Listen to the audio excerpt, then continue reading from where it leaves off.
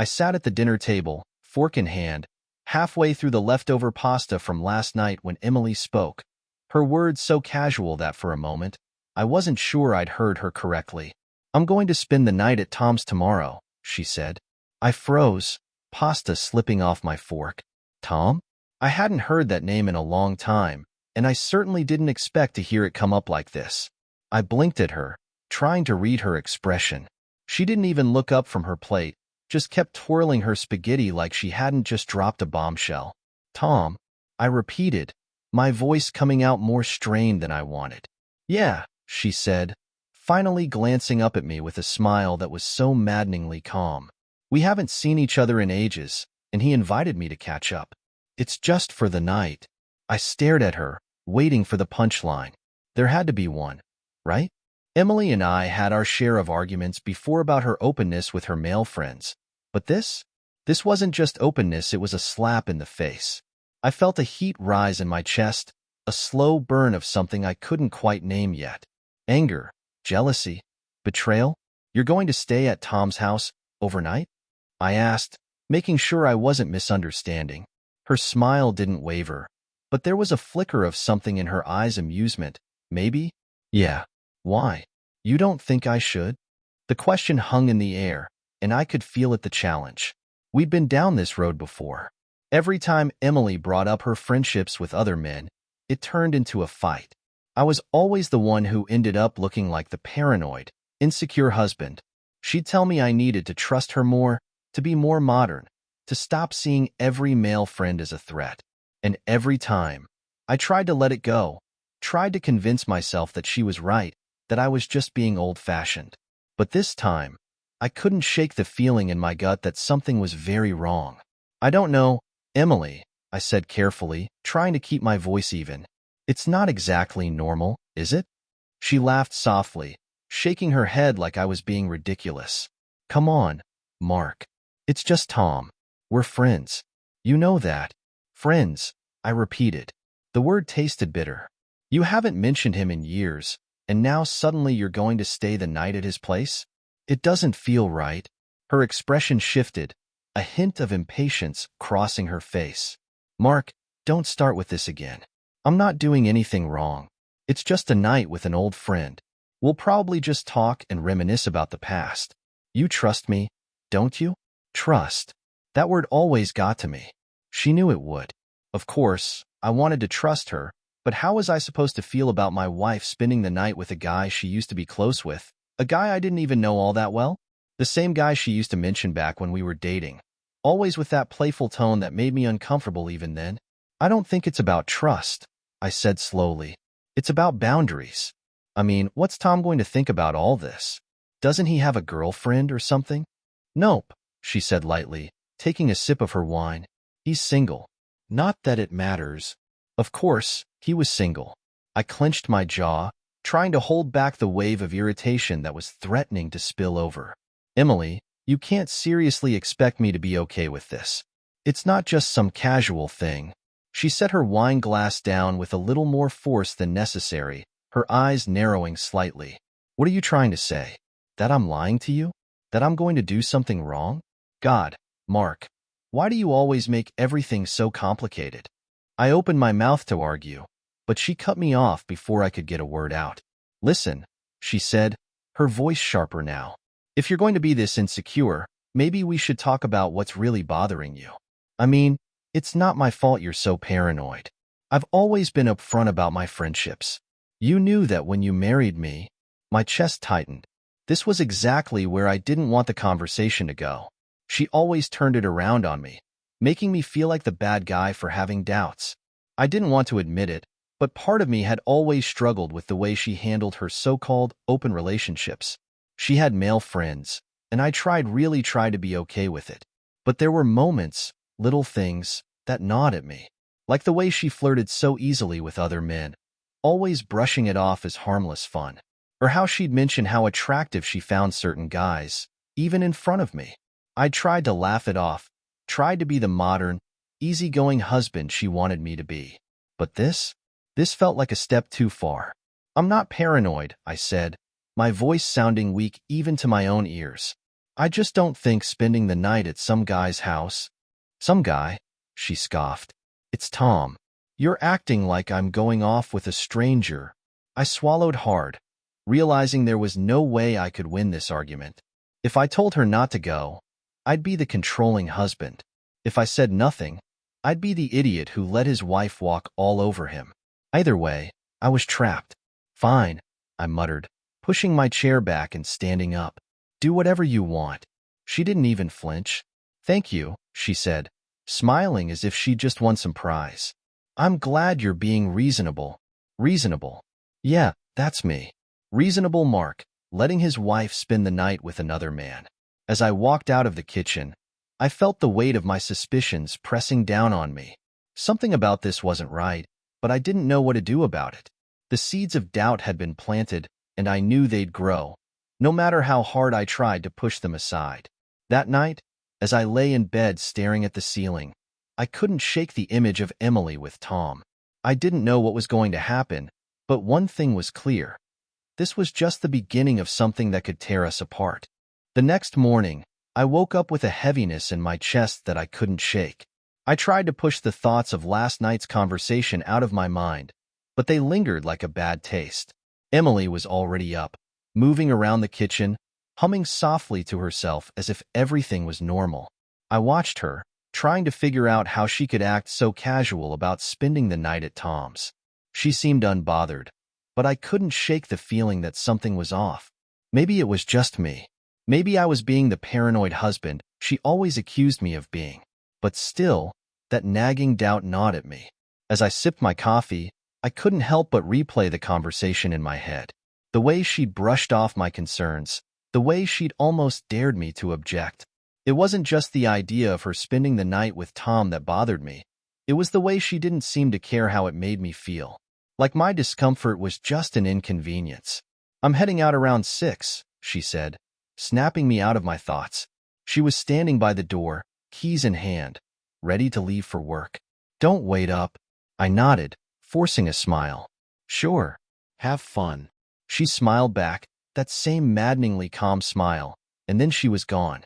The door clicked shut, and the silence that followed felt suffocating. I sat there for a long time, staring at the empty kitchen. My coffee had gone cold, but I didn't care. The more I thought about it, the more my mind spiraled into dark places. What if this wasn't just a friendly visit? What if there was something more going on between her and Tom? I didn't have any proof, just a gut feeling, but that feeling was growing stronger by the minute. I tried to distract myself with work, but it was no use. My mind kept drifting back to Emily and Tom. I found myself checking my phone more often than usual, half expecting a message from her saying she had changed her mind, that she wasn't going after all. But no such message came. Around noon, I decided to do something I never thought I'd do. I picked up my phone, opened her social media, and started scrolling through her recent activity. Nothing out of the ordinary at first: pictures of our last vacation, posts about work, the usual. But then I noticed something strange. Tom had liked almost every one of her posts for the past several months. I hadn't even realized they were still in contact. My heart started racing as I clicked on his profile. There wasn't much to see. He didn't post often, but the few things he had posted were all interactions with Emily. Comments back and forth, inside jokes I didn't understand. And then there was a photo. It was from about a month ago, taken at some bar I didn't recognize. Emily and Tom were in the background, standing close, laughing. Too close. I stared at the picture, my mind racing. How had I missed this? How had I not noticed them reconnecting? The unease I'd felt before was now a full-blown storm in my chest. I needed to know more. I spent the rest of the afternoon obsessively scrolling through old messages, emails, anything I could find. Most of it seemed innocent enough: work emails, group text with friends, but there were a few messages between her and Tom that made my stomach churn. It's been too long. Can't wait to catch up. I'm so glad we're doing this. I've missed you. The messages were harmless on the surface, but something about them felt off. I couldn't shake the feeling that there was more going on than just a friendly reunion. By the time 6 o'clock rolled around, I was a mess. Emily texted me right before she left, a simple "heading out now. See you tomorrow." She didn't even ask how I was doing or if I needed anything. It was as if I didn't exist, as if my feelings didn't matter at all. I wanted to confront her, to ask her outright if there was something more going on with Tom, but I didn't. Instead, I played along, pretending like everything was fine. I told myself I was just being paranoid, that I had nothing to worry about. But deep down, I knew that wasn't true. After she left, I paced the house, my mind racing with possibilities. What if she wasn't just catching up with Tom? What if this was something else entirely? My mind conjured up the worst-case scenarios, each one worse than the last. I tried to call my friend Dan, hoping for some perspective, but he didn't pick up. Everyone I could talk to seemed out of reach, and I was left alone with my thoughts. As the evening dragged on, I couldn't sit still. I found myself checking her social media again, scrolling through Tom's posts, looking for clues.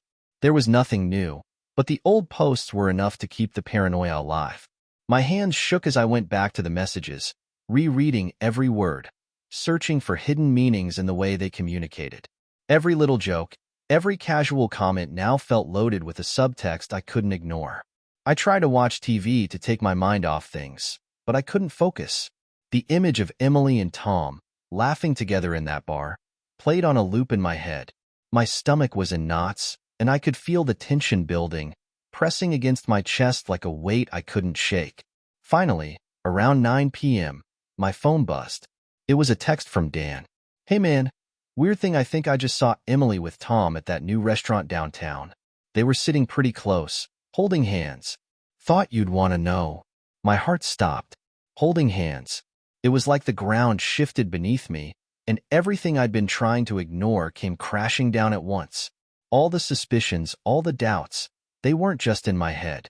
This wasn't just me being paranoid. Something was happening. For a moment, I didn't know what to do. I stared at the message, my mind racing. Should I confront her? Drive down there and see for myself? Call her and demand an explanation? I took a deep breath, trying to calm the storm raging inside me. But there was no calming it. I knew, deep down, that tonight wasn't just about catching up with an old friend. This was something else. Something more. And whatever it was tearing our marriage apart. The text from Dan felt like a punch to the gut. Emily and Tom were out together, not just talking or catching up like she had claimed, but holding hands. I could barely wrap my mind around it.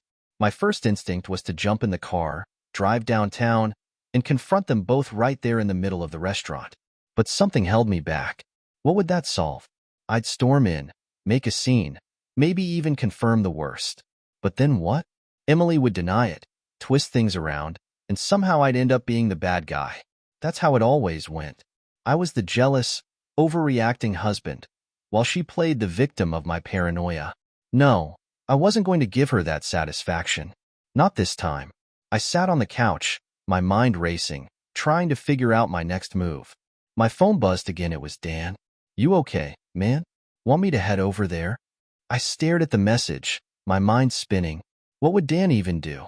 This wasn't a problem anyone could solve for me. I had to deal with this on my own. I started typing out a response, but then stopped. What could I say? That I was fine? That I wasn't about to lose my mind? Instead, I tossed the phone aside and grabbed a beer from the fridge. My hands were shaking as I twisted off the cap, and I took a long, deep gulp, trying to steady myself. But the anger was boiling over now, no longer something I could ignore. Emily had crossed a line, and it wasn't something I could forgive. The night stretched on, and every minute she was gone felt like a slap in the face. I couldn't stop picturing them together, her laughing at something Tom said, her hand resting on his, their heads close, as if I didn't even exist. It made me sick. Around midnight, I heard the sound of keys in the front door. Emily had come home. I stayed seated on the couch, staring blankly at the TV, but my heart was pounding. This was at the moment I'd have to confront her. She stepped inside, smiling as she kicked off her shoes. "Hey," she said, like nothing was wrong, like she hadn't just spent the time with another man. I clenched my jaw, forcing myself to stay calm. "How was your night?" I asked, my voice tight. "Good," she replied, too quickly. "Tom and I caught up. It was nice to see him again." She didn't even bother looking at me as she spoke, heading straight for the kitchen to grab a glass of water. There was something almost rehearsed about her tone, as if she had anticipated this conversation and prepared her answers. I couldn't take it anymore. "You're lying," I said, standing up abruptly. Emily froze, her glass halfway to her lips. "What?" "You're lying," I repeated, louder this time. "Dan saw you. He saw you and Tom, holding hands. Don't try to tell me it was just a friendly night out." Her face paled, and for the first time, I saw a crack in her confidence. She set the glass down, turning to face me. "Mark, it's not what you think." "Don't," I snapped, cutting her off. "Don't stand there and pretend like nothing happened. I saw the texts, Emily. The way you've been acting. You've been hiding things from me for weeks. I gave you the benefit of the doubt, but now I know the truth." She opened her mouth to say something, but no words came out. Instead, she just stood there, staring at me, her eyes wide and panicked. "Were you planning on telling me?" I asked, my voice shaking with anger. "Or were you just going to keep playing me for a fool? Because that's what I feel like right now. A fool." "I wasn't," she started, but her voice faltered. "It's not like that with Tom. We were just catching up. We were friends long before I ever met you, Mark." "Friends don't hold hands like that," I interrupted, my voice rising. "Friends don't lie to their husbands about spending the night at each other's houses. You didn't even care how this made me feel, did you?" Her expression shifted from panic to something colder, more defensive. "I didn't think you'd be this insecure about it," she said, her voice hardening. "I thought you trusted me." I laughed bitterly. "Trust? How am I supposed to trust you when you've been sneaking around with another man? When you lied to me about your plans?" Emily crossed her arms, her face tight with anger now. "I didn't do anything wrong. You're blowing this way out of proportion. Tom and I are just friends, and you're the one making this into something it's not." I shook my head, unable to believe what I was hearing. "You're unbelievable, Emily. Do you really think I'm that stupid? Do you think I can't see what's going on?" She took a step closer, her voice cold and sharp. "You want to talk about betrayal? Fine, let's talk about it. Because while you've been accusing me of all these things, maybe you should take a look at yourself." I stared at her, stunned. "What are you talking about?" "I'm talking about you, Mark," she said, her voice low and venomous. "You've been distant for months, always working late, always distracted. You think I haven't noticed? You think I haven't seen the way you look at other women?" The accusation hit me like a slap in the face. I hadn't expected this. I wasn't the one in the wrong here. But before I could respond, she turned and stormed out of the kitchen, leaving me standing there, reeling from her words. I wanted to follow her, to shout back, to defend myself. But something stopped me. Maybe it was the realization that we were past the point of fixing things. Or maybe it was because deep down, I knew this was the breaking point. There was no going back from this. After the argument, the house was eerily quiet. Emily had stormed off to the bedroom, slamming the door behind her, while I sat in the living room, seething. The sound of her accusation still echoed in my head. Me? Looking at other women? It was absurd. She was trying to deflect, to turn this whole thing around on me, and it only fueled my anger more. My hands trembling with a mix of frustration and disbelief. I'd always tried to be a good husband, even when things weren't perfect. Sure, we had our issues, but I never crossed the line. Emily was the one spending the night at another man's house, not me. Emily had already shattered my trust, and part of me wanted to make her feel the same pain, the same betrayal she'd inflicted on me. If she could spend the night with Tom, why couldn't I seek out someone too? Someone who might actually appreciate me. Amanda came to mind almost immediately. She was a coworker of mine, someone I'd always gotten along with. Over the past year, she'd made it clear she was interested in more than just work conversations, though I'd never acted on it. I'd brushed it off as harmless flirtation, thinking I was above it. But now? Now, I wasn't so sure. Maybe this was my chance to get back at Emily, to even the score. Without thinking too much about it, I picked up my phone and scrolled through my contacts until I found Amanda's number. My thumb hovered over the call button for a moment. I could feel the weight of what I was about to do pressing down on me, but the anger bubbling inside wouldn't let me stop. I hit call. The phone rang twice before she picked up. Mark? Hey, what's up? I hesitated for just a second, then forced myself to speak. Hey, Amanda, you busy tonight? There was a pause on the other end of the line. Then her voice softened, almost teasing. Not really. Why? What's going on? I needed to get out of the house, I said, trying to keep my tone casual. You want to grab a drink? She didn't miss a beat. Sure, I'd love to.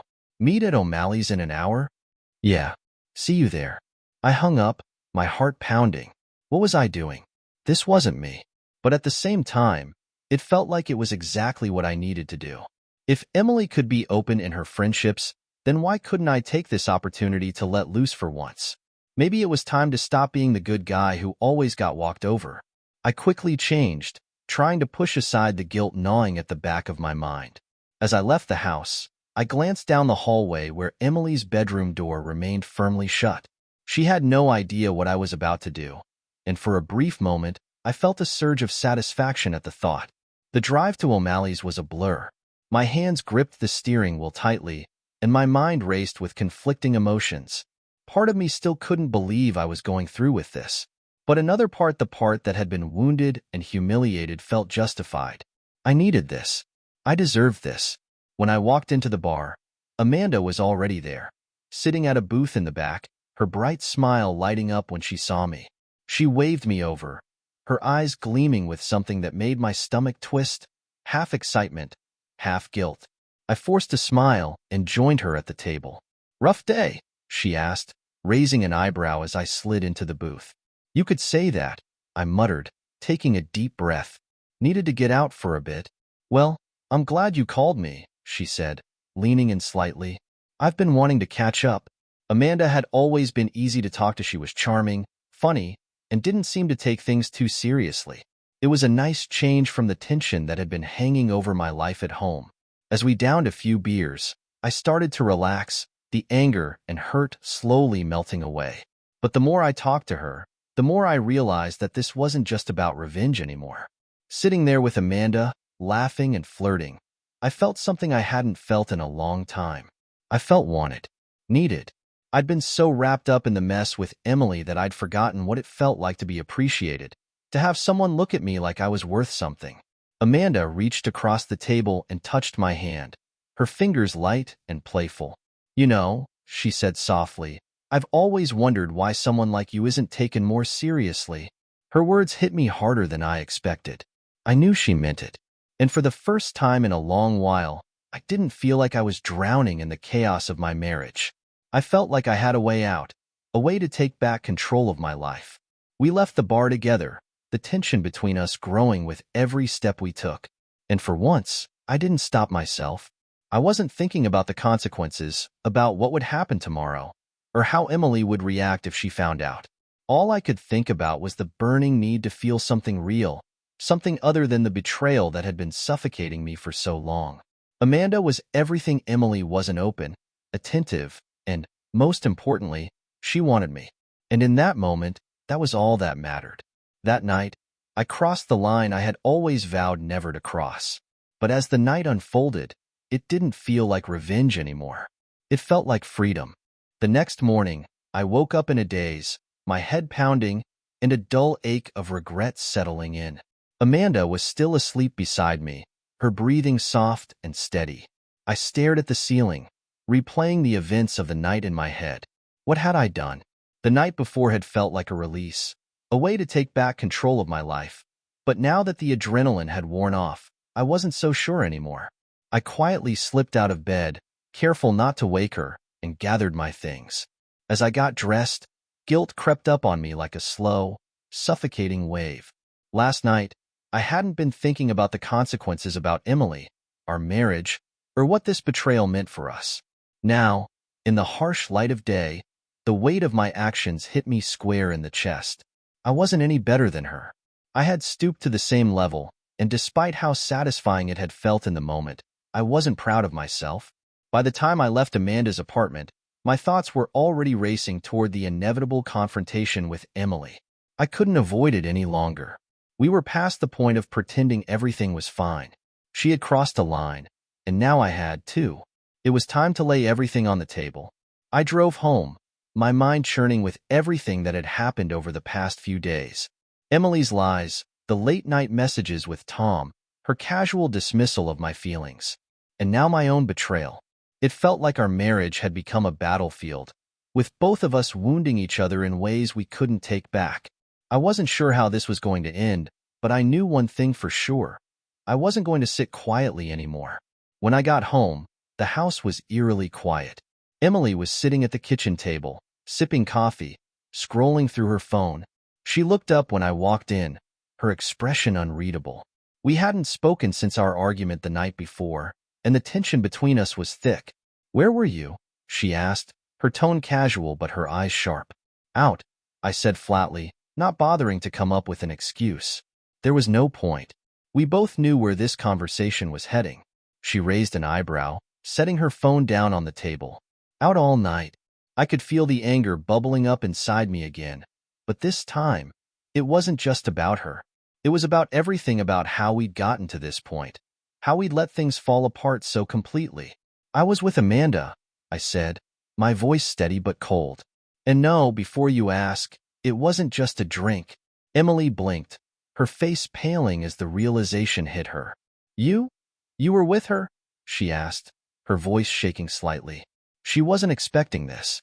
She wasn't expecting me to be the one to cross the line. "Yeah," I said, not bothering to sugarcoat it. "I was with her." For a moment, Emily just stared at me, her expression a mix of shock and disbelief. Then, slowly, her shock turned to anger. "So that's it, huh? You think you can just run off and cheat on me because you didn't like me going to see Tom? You think that makes you the victim here?" I laughed bitterly. "Don't act like you're innocent in all this, Emily. You've been lying to me for weeks. You've been sneaking around with Tom, holding hands in public, spending the night at his place, and I'm supposed to just sit here and take it?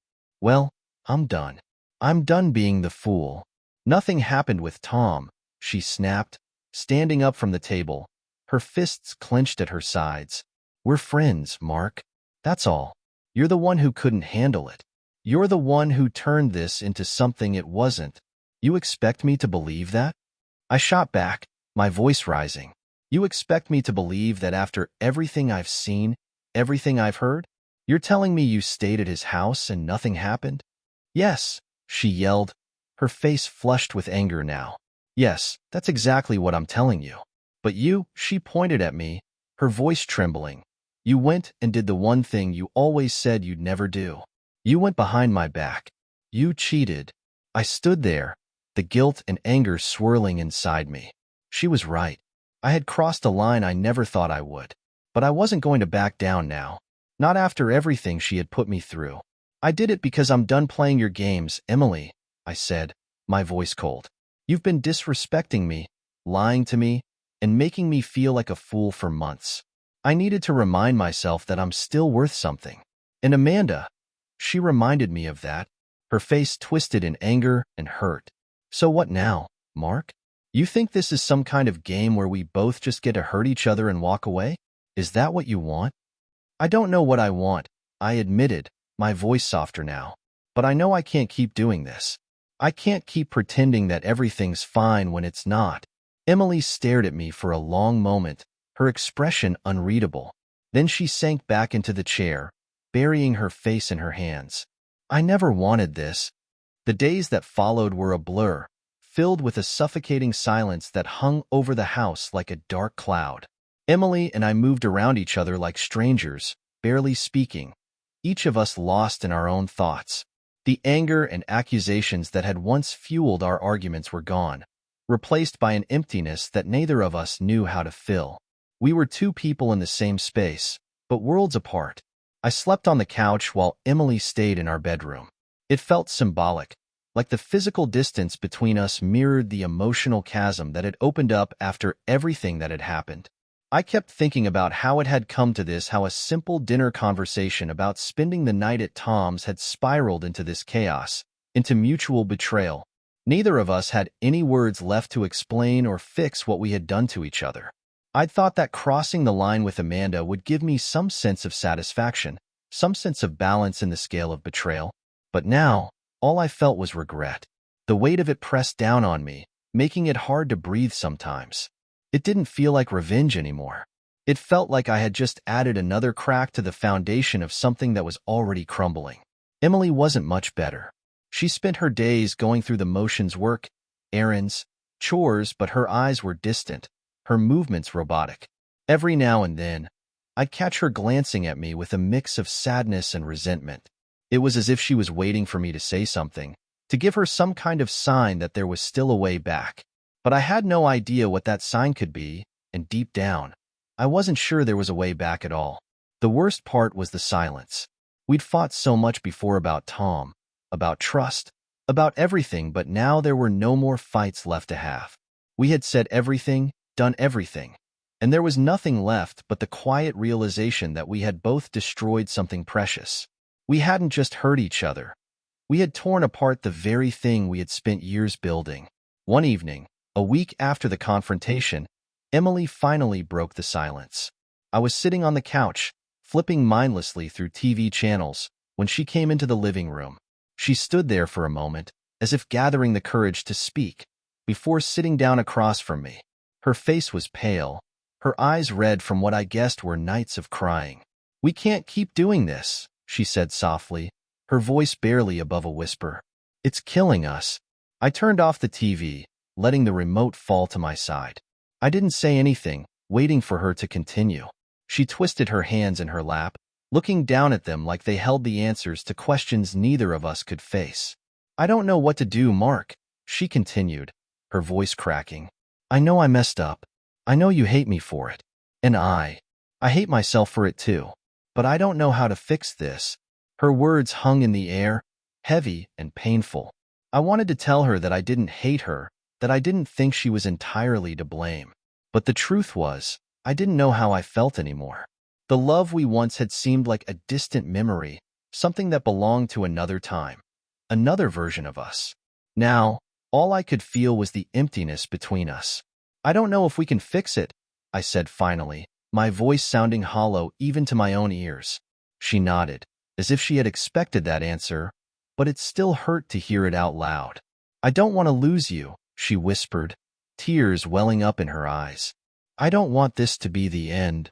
For a moment, I was tempted to reach out to her, to tell her that we could figure this out, that we could put the pieces back together somehow.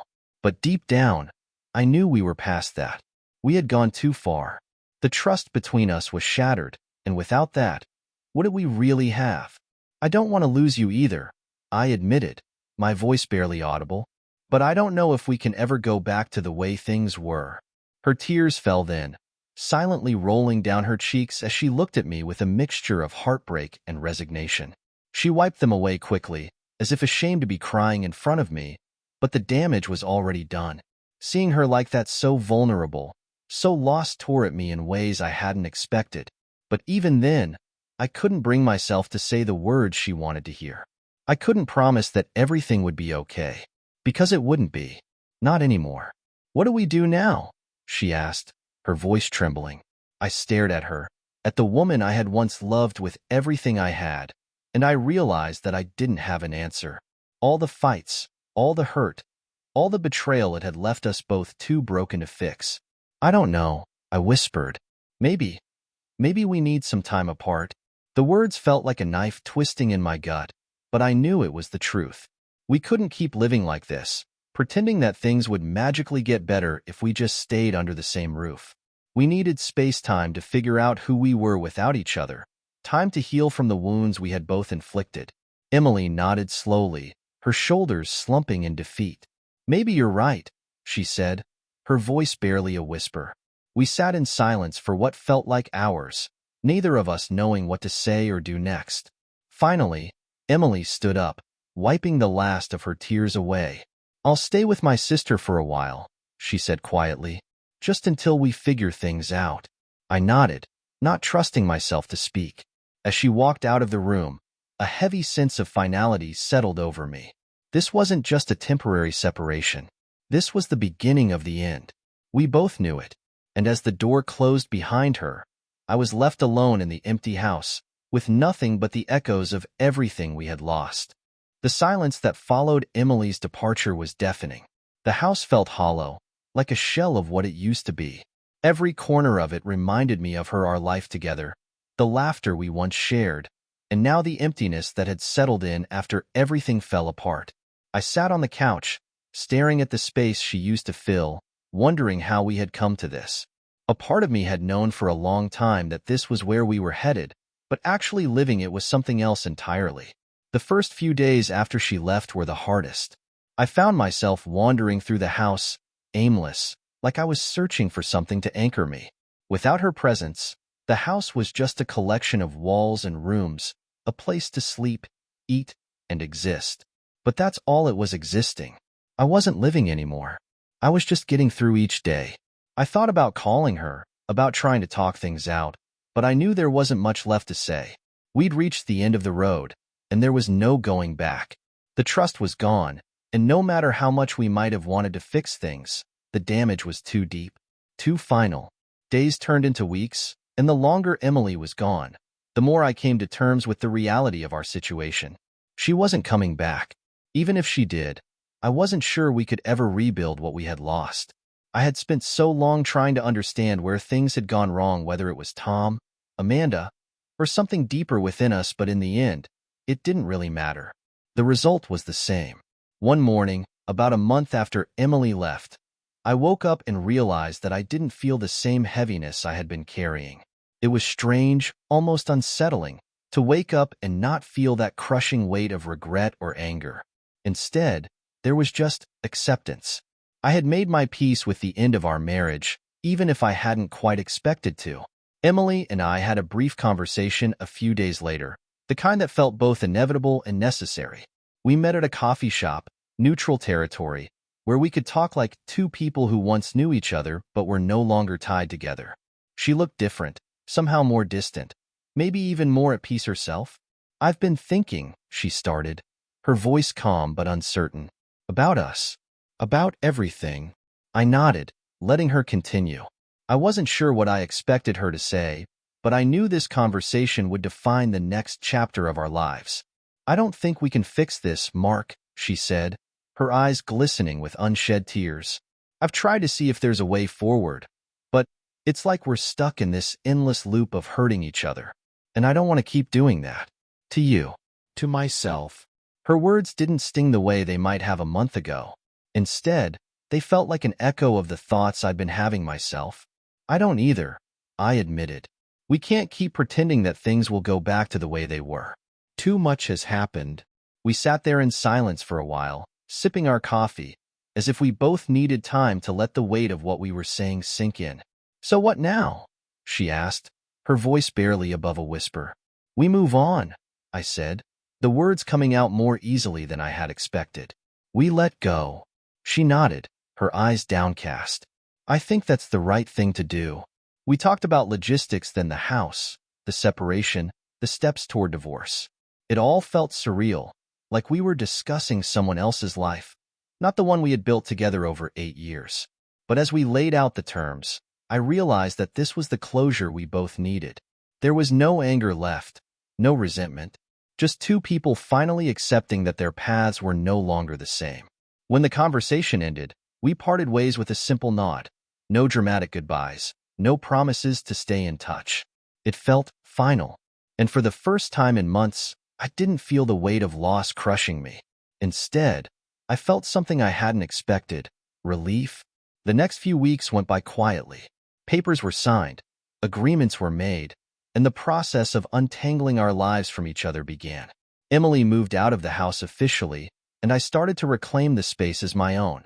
It felt strange at first, living in a place that had once been filled with shared memories, but gradually, it started to feel less like our home and more like my home. One afternoon, I found myself packing up some of the last things Emily had left behind, small reminders of the life we once shared. As I placed them in a box to drop off at her sister's place, I realized that I wasn't sad anymore. The anger, the hurt, the betrayal, it was all fading. What remained was acceptance.